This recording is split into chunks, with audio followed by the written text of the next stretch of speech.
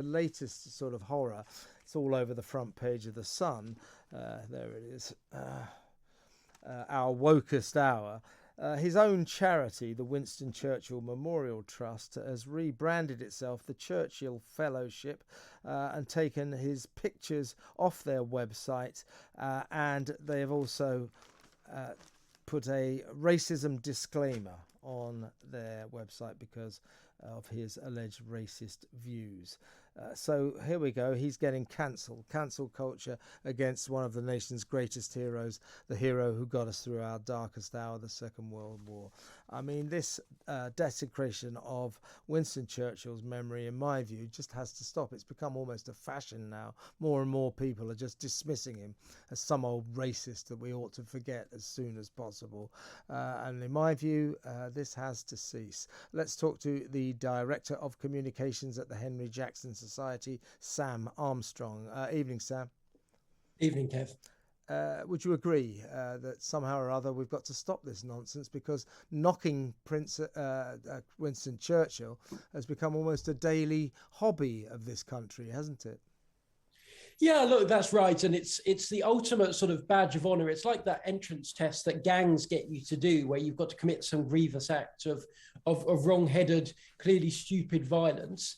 In this country, in order to join the woke gang that now run us, you have to prove how anti-Nazi you are by slamming the chap who won the war against Nazis for us in the first place. But Kev, the thing that really gets me about this is actually, and we saw it last week with Guy's charity, the same thing. Guy's and St Thomas's charity, they're taking down the statue of Guy. But what they never do is give up the money that person earned them in the first place. The Churchill Fellowship, Guy's and St Thomas's Foundation, they're still taking the money that was earned for them by those great men in the past. And instead, all they do is carp on about how awful it is that this person ever existed, while gladly living off the profits. Yeah, I mean, the other thing about Churchill is he's a man of the past. He's a man of history. I mean, for God's sake, he was born in the 19th century. So died in 1965.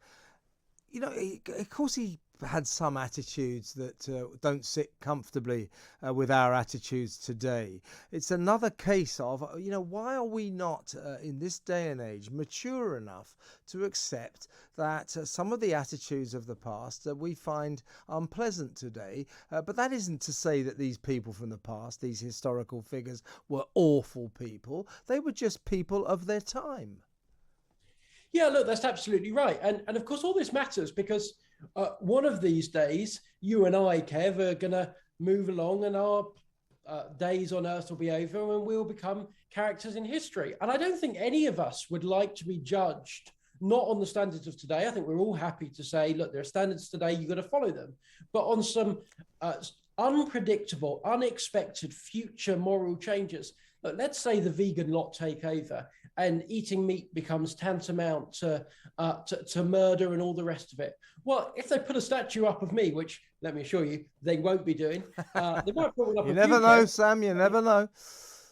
But if they do, they're going to tear it down in a few years. And I would never leave money or have anything named after me or have a statue or even want any of that now, because I know that in 50 years' time, some 22nd century version of the wokesters is going to come along and demand it's all torn down. It's just really sad, actually. And why can't we let the great men in the past who've been very generous, left us a lot of things? Why can't we leave them be?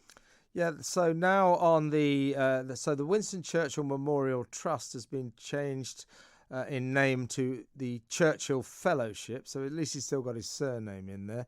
And the website carries a statement. They did at one point take pictures of him off the website, apparently, but some of them have been returned now. And there's a statement on the website which says that the wartime Prime Minister's views on race are unacceptable today, a view that we share. That's the people who work at the Churchill Fellowship, a view that we share.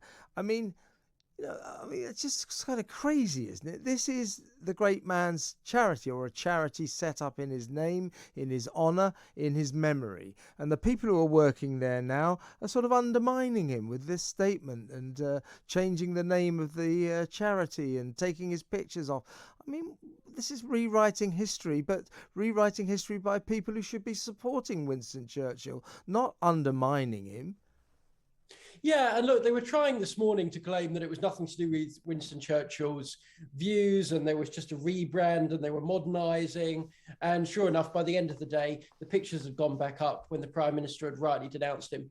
But what this does to me is it just reminds us that actually you've got to deal with these problems that these crazy wokesters come up with right at the source. Like a few years ago, this renaming, rebranding, apologizing for the past was just starting out on crazy university campuses. They were just trying, and most people in this country will have ignored it. Most people in the media, I dare say, would have said, oh, just don't get too excited about this. And then actually, over time, they get through all the glaring cases, and then they move on to the moderate cases. And then by the time we've got round here, the wheels keep turning and they're onto ridiculous cases. So you've got to stamp it out straight away. Otherwise, it's never going to stop, and it's only ever going to get worse. I mean, I always say, for example, Edward Colston down in Bristol, who got his statue torn back down by that baying mob who then chucked him into the sea. So he dates back to more than 300 years ago.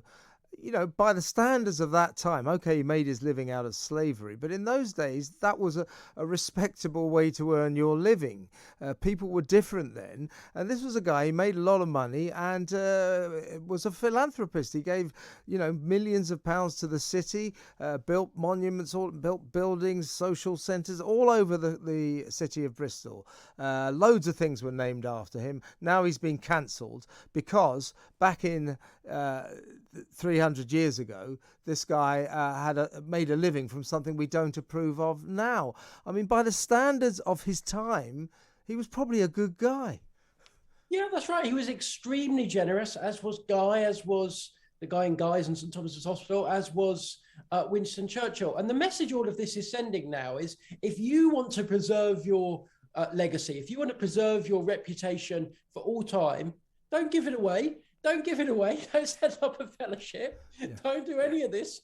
Spend it all down the casino. Give some of it to your kids and leave it all on that. Your reputation is going to be left much, much better than if you ever do dare to be generous with it and have a fellowship named after your name that you're sending a load of kids off to university, because they'll only come and denounce you. It just seems to me, Sam, it just seems to be so immature, so kind of childish, to sort of start blaming something. It's a bit like us saying, sort of trying to vilify a Stone Age person because, they beat an animal to death with a stone or a rock or something. So that's a terrible thing to do. Right, we're going to cancel that Stone Age guy with his club because he didn't live his life in the way we approve of. I mean, why do people embrace this absurd, moronic standpoint? Yeah, so my view is that, 40, 50 years ago, there were real social injustices to cure in this country. There really were. And people, I think, social justice activists had real points. Look, let's end segregation in America. Let's end the criminalization of homosexuality. Real things. Now, today's wokesters have been brought up thinking, oh, you've got to campaign against something. You've got to be dealing with something real.